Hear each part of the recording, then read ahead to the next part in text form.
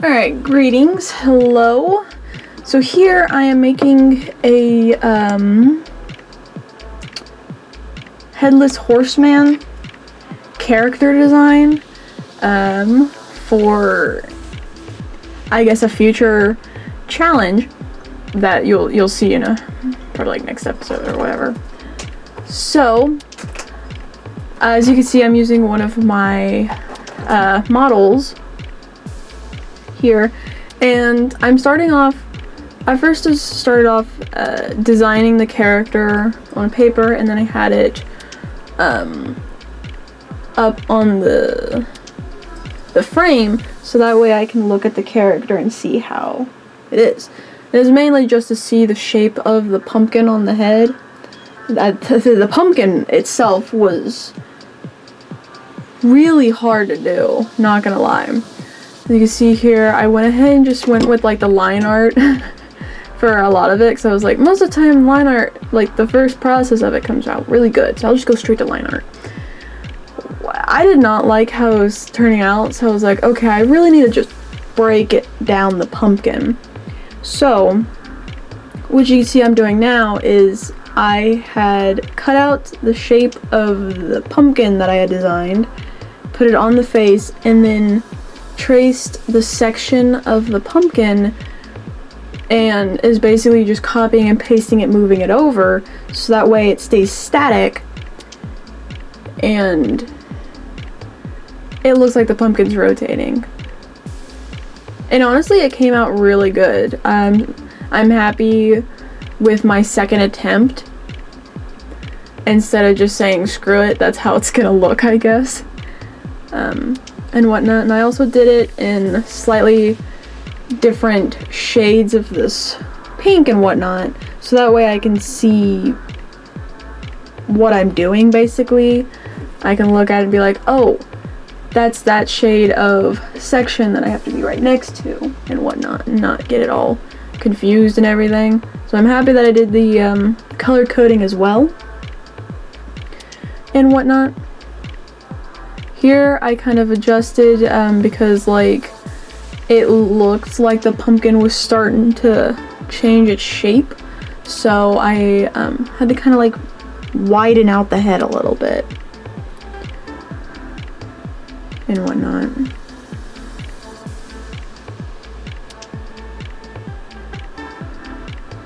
So here's like the back of the head.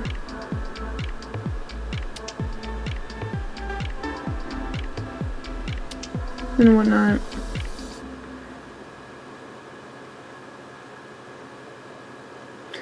I gave up on it, so I was like, the back of the head is the same shape as the front of the head, so I copy and pasted it there. And then here is the stem. I like the really creepy stems that look like really deep old wood, and it has like a super big curl to it and whatnot, you know, because all the best pumpkins have a really nice curly stem, and you don't realize it, but that's actually kind of hard to get a pumpkin that has a curly stem. Anyways, for the stem, I was also kind of using Flip-A-Clip's new tool that they had designed, which is called like a perspective thing. Basically, you can warp the shape of your drawing to make it look like it's at an angle, and it's really nice. That was actually really helpful for that curly cue of a stem. And then here, I'm actually doing the clothes. Now, this was by far the easiest thing on this animation, because the mannequin, I had used all these lines on the mannequin to my advantage to, you know, keep track of everything. So like the front of the coat where it buttons up, that was the like direct middle of the chest and the body and whatnot. And then like since this character has like whatchamacallit, almost like tights or something. It's just like really tight pants. So I just outlined the legs and the feet as the shoes, and then hovered over the arms to make like the suit, you know, because that's not tight to the skin. You have at least another shirt under it, and whatnot. That, and I also used those guidelines for shadows to keep those at the same spot all the time throughout the entire rotation, and that came out really clean. Here, I had a lot of trouble with keeping the, I don't know, like the tails of the suit at the same height. So eventually I had to go in and put a line to kind of show where it has to meet, and that made it a lot smoother and whatnot. And then also just constantly checking to make sure the animation looks correct after every few frames, so you can get a good idea of how it's moving. I would say the creases or the folds of the suit were a little hard to keep in the same spot because I didn't really use the guidelines on it. It was more of like the joints and whatnot, because that's a lot of time where it folds is on a joint, something that stretches and squishes the fabric and whatnot. But that also came out really good. For this design, I didn't even mess with the hands, so I just kept those off the mannequin. This is mainly because I haven't studied hands, so for me to draw them rotating, it would probably distract the whole animation of itself, because the hands would be vibrating. So I decided to just not even try it. That will be a future me problem that I will eventually deal with and learn how to study. But yeah. I guess I should probably, because like the reason I had done this was because of a challenge for Philippa Clip was to carve a pumpkin and like make an animation of that and whatnot. And I was like, this needs to be a character. Like, once you carve the pumpkin, now what? It can't just be over. So I was like, okay, let's say that this guy, this Headless Horseman, can't, you know, like the tall tales of the Headless Horseman, where it was like a Revolutionary War guy, and one of the stories that I know is his head got blown off, like clean off, by a cannonball, and he's like cursed to look for his head. And if he finds you before, he'll take your head, and then you'll become the next Headless Horseman, and like the cycle continues and whatnot. But a lot of times the Headless Horseman is depicted and or drawn with a jack-o'-lantern on his head. So why not create a little short story where the Headless Horseman makes his own head, and that he carves his pumpkin, this like super creepy pumpkin that I had designed. Of course, taking references off of Google, because people are much better at carving pumpkins than I am. So. And then here you could see the guidelines. I put one on the neck because I wanted him have like a what is it? Like a turtleneck kind of thing for his undershirt to kind of like go up half of his neck. But something I realized halfway through putting that line in, the mannequin was leaning back a little, so he has kind of a bit of a sway when he rotates, meaning that line is not accurate and I can't base off of it. So that was a future me problem that I did solve, and it came out pretty well. Here I am now attempting to draw the face on, starting with the eyes and the nose, and then here realizing, yes, I can just copy and paste and move it and then distort it, which also helped a lot, keeping everything accurate for the line arting. Hey, not the feet. Sorry, I have a cat and I'm barefoot right now. So anyways, I did it in teal so that you can like clearly see where the face is against all the other colors.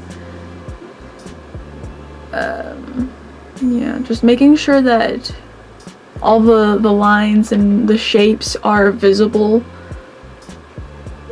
from the other things on the head, because the head is a lot. Like, there's a lot going on a jack-o'-lantern and whatnot, and the shading is even crazier and whatnot. So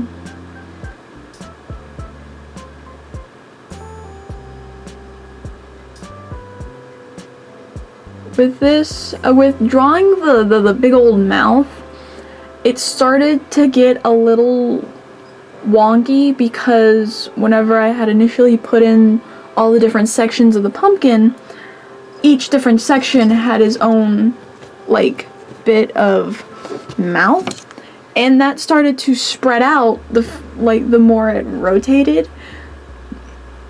So it was a little bit of a perspective game that I had to play, of whether or not I should move the mouth up a little forward or keep it on the same section and whatnot. So yeah, and then here I am finally doing the line art.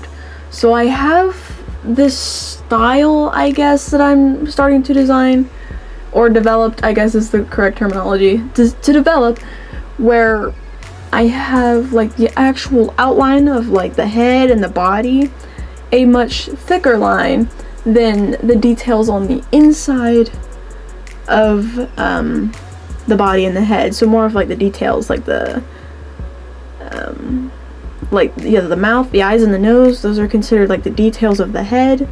So I would have those at a smaller line work than the outline of the head and the different sections, which made it really cool. And then here you can see I'm focusing on the dimensions of the pumpkin, so I'm like, you know, showing the sides of this pumpkin, because the pumpkin's really thick, so you can oftentimes see the layer that you cut through. So that's basically what I'm doing, and now you can see I'm doing the line work of the actual pumpkin and whatnot. And I really liked how my style made that, what do you call it, the stem, because I have a very angular, sharp way of drawing, so for it to that stem to be squared off actually looks really cool. I like that. I like it a lot. In facto and whatnot. So I guess we should talk about, I don't know, I kind of started talking about the character, then I stopped because there was something more interesting happening right now at the moment. But this suit is a revolutionary suit that he's wearing. So this is like a revolutionary soldier, you know, when we were fighting for the new land and whatnot. It was crazy because I like to collect non-fictional books, and one of them I happened to have was just like the armor of wars, and one of the pages had a few different suits of a revolutionary war soldier would wear, and I picked one that was very dark. It was black, and it had like the and then the edge of the coat that would go and have the buttons on it and, you know, be cut in the middle was this red, and the ends of the sleeves where the buttons are was white, and I thought that was a really good design because I wanted this character to be very gloomy color palette, you know, because it's kind of an evil character, not gonna lie. The fact that it takes your head, kind of evil. And even here on the pumpkin, this jack-o'-lantern, I'm shading it heavily to kind of show that it's a very gloomy character, you know, so it's always in like dark lighting, even though the jack-o'-lantern's like glowing in his face. Yeah. So I did that, and I had like darker color palette than I normally do, and whatnot. And then I even wanted to try and like put a blue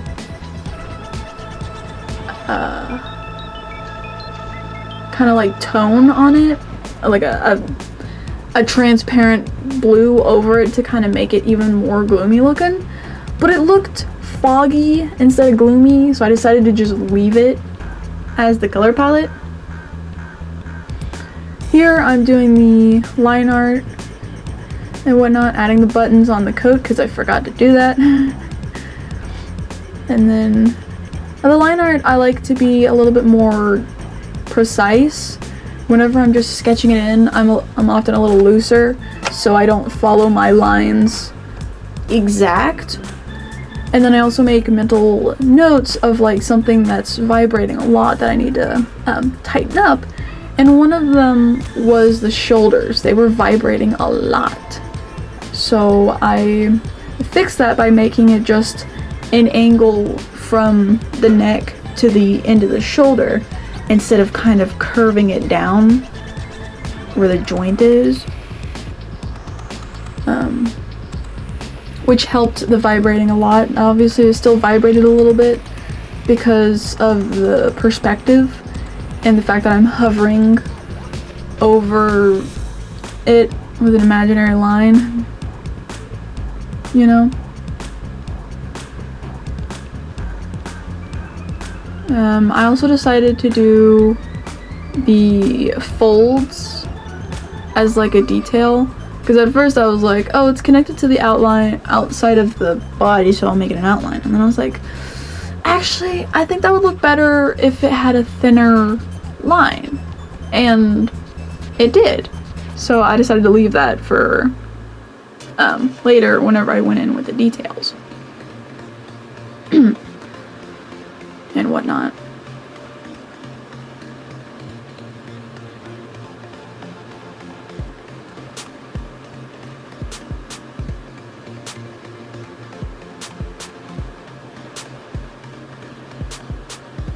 I got really good at doing the line art of this. I was just like going really fast here with these you know, very long strokes instead of doing a little bit of the chicken scratching that you would normally do. I started to form really long strokes because I became really more confident in like what I'm doing and getting faster at it and whatnot.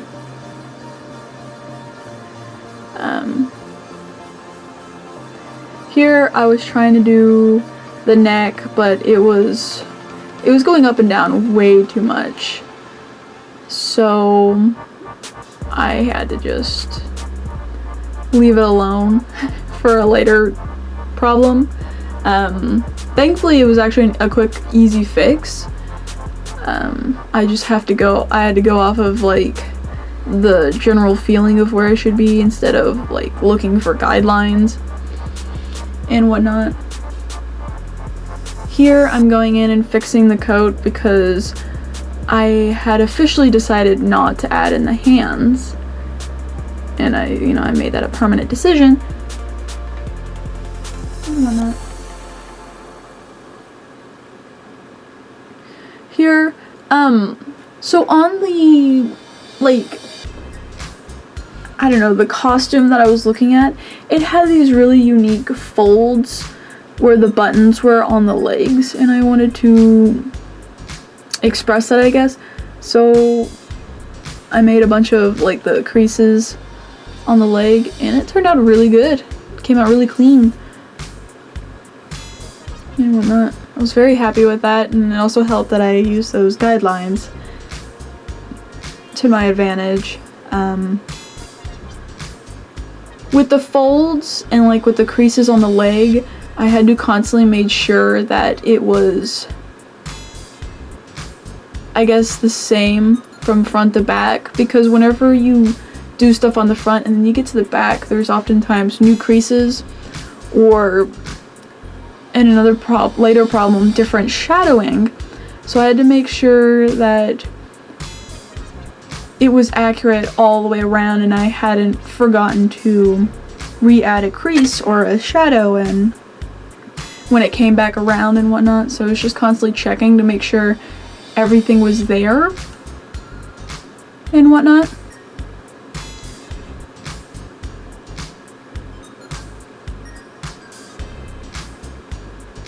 Yeah, so like a few of the creases on the side of the suit was missing and whatnot.